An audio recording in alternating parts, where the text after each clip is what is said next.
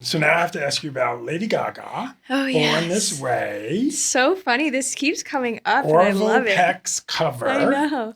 of Born This Way. Orville Peck. The Is, most incredible person. I so love him so much. I'm such a big fan of his. so he is an LGBTQ Yeah. country artist Yeah. who is on Born This Way. It's the 10th anniversary album that Lady Gaga has had all these LGBTQ artists sing on. Yeah. And you're singing background. How did that happen? Yeah, it's funny. I think you would never know because you can't hear it.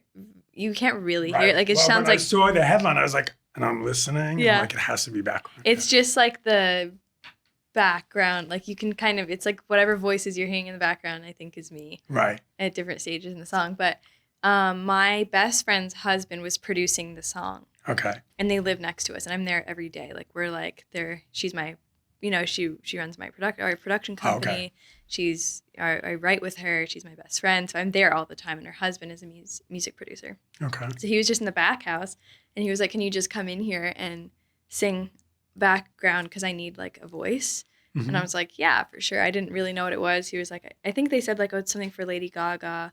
But I didn't really know like the That's not just how something big of for a deal Gaga, it was, right. you know? And then I went in and they told me it was for Orville Peck. And so, yeah, I just sang like the background on it. And then now it's all over the news. It's really all over the place. Yeah. And I have to say, Orville is amazing. And tell me if I'm wrong here. Sounds like your grandfather. He does. He does. Like your grandfather. Like I was listening and I was like, okay, now I see why she's on the song. There's some connection. There's something about country folk music that like is definitely in my blood. Like It makes me feel so happy. Like I could just listen to like that kind of music all day, like Townes Van Sant or like, you know what I mean? Like I just like, it's like in my actual like DNA memory or something, you know what I mean? Because, you know. Do you listen to your grandfather? Or do I say Elvis? I don't know if I'm supposed to say grandfather or Elvis. Either way, we're excited to know what you're talking about.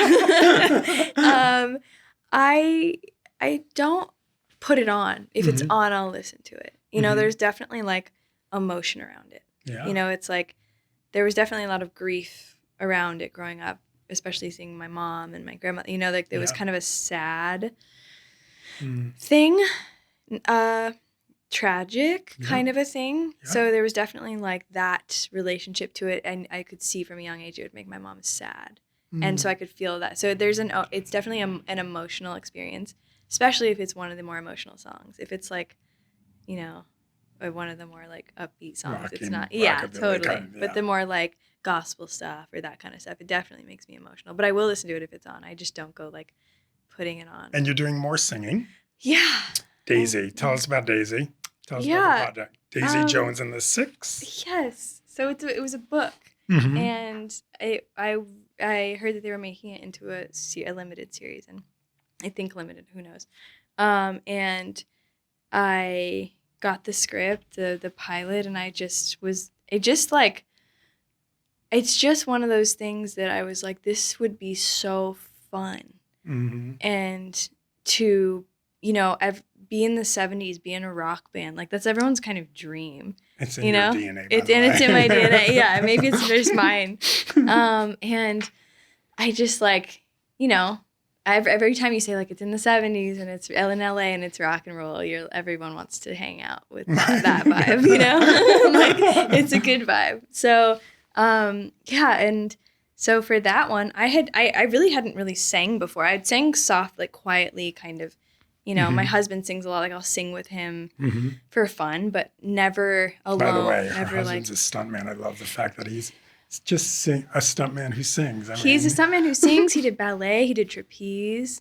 He danced as a kid. Like he's done lots. Wow. He's done a lot of different kinds of things. But he sings around the house, and you sometimes join him. I've sang with him, and I've sang quietly, like here and there for things like my friend's birthday album. Like I'll sing on it, but like very kind of quietly, not like loud.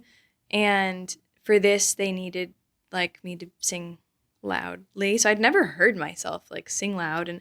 And you know, I sent them a video of me singing, and they were kind of like, you need to be able to like sing. You need a stronger voice than that for the show. And I was like, oh my God, like I don't know if I can do it. But when you're an actor, you kind of just like pretend you can do everything until you get the job. You're like, yeah, I can definitely do that.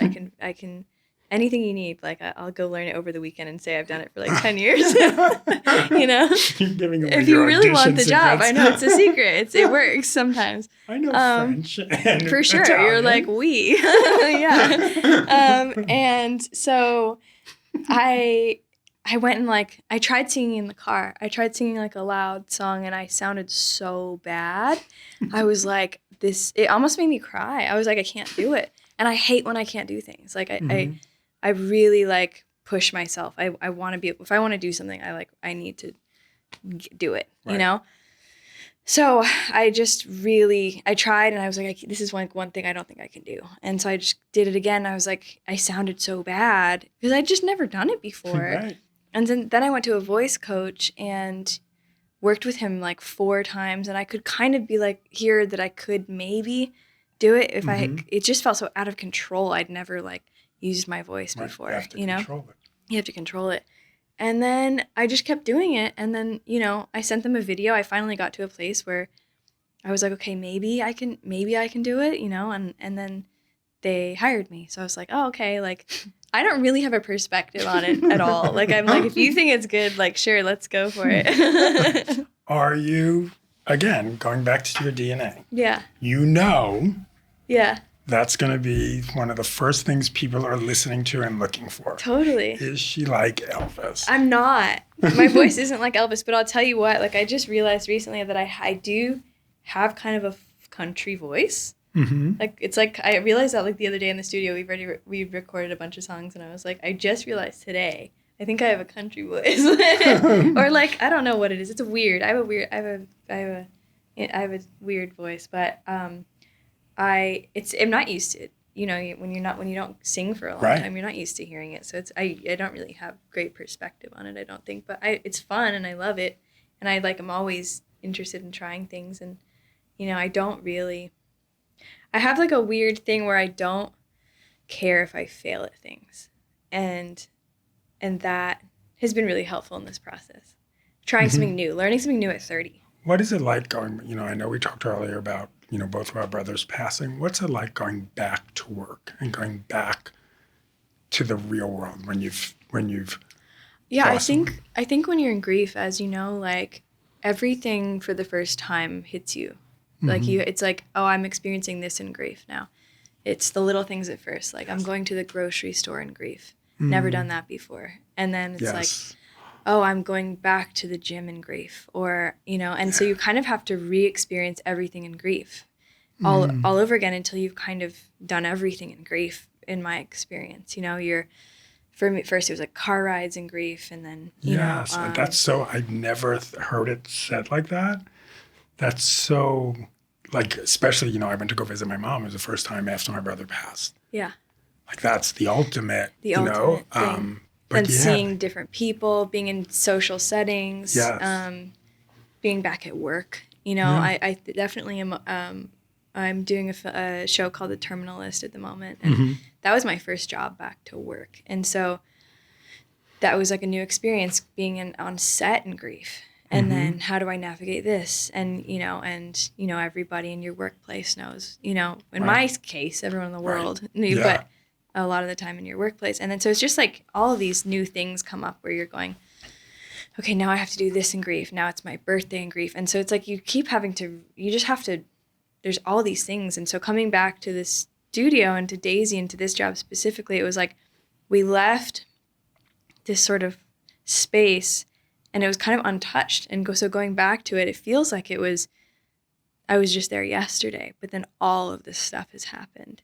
So it's weird. You're back in your office, so to speak, but your brother's gone, you know? And so it's just like it's a very bizarre kind of, it's bizarre. What do you want people to remember about your brother?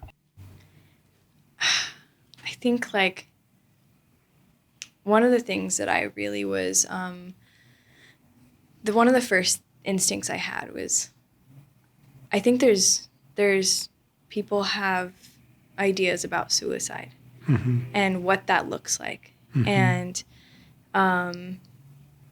you know, I did. judgment on like, oh, okay, they must be A, B, and C. Right. And I think just, I posted all these videos of him on my Instagram when he passed because I just wanted to share that, like, people you'd never know would take their life can take their life. And it doesn't. It's not linear. It's not linear. Yeah. There's not one version of it. And in our scenario, like, I never would have imagined it. It wasn't something that was, like, that I saw coming, So just, like, taking away that sort of bias around suicide for me was really important. Like, that he was, incredible. He was so smart, so funny, such a light, like such an amazing, like, he was talented at everything he did. Like, and I think people have these ways they imagine mental health looking, and right. I think that really for me is like what I had always wanted to communicate about him. Everyone that knew him knew that. Right, of course. But he was just a magical person and such a, and I wouldn't have said, I don't know, how do you measure mental health issues? I wouldn't have said that he was, I wouldn't have been particularly worried about him, honestly. Mm-hmm. So then I'm like, you need to really check in with people. Right. Really. Like, really, your own brother that's your best friend. You don't, if you don't see that coming, really be cognizant of, But you talking about this, that in the end could save a life. I hope so. And I'm doing my best to talk about it a lot because people don't like talking about death. And I find that frustrating because I'm like, how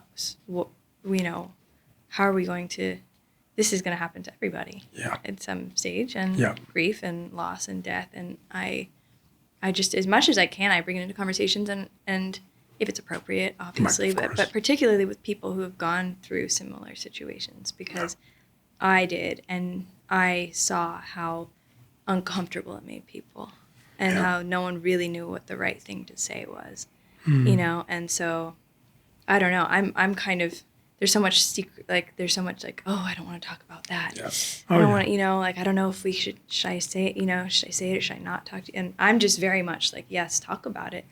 I want to talk about my brother. I'm sure you do too. You want to tell, like, the stories about the amazing things you did together. That's what we did.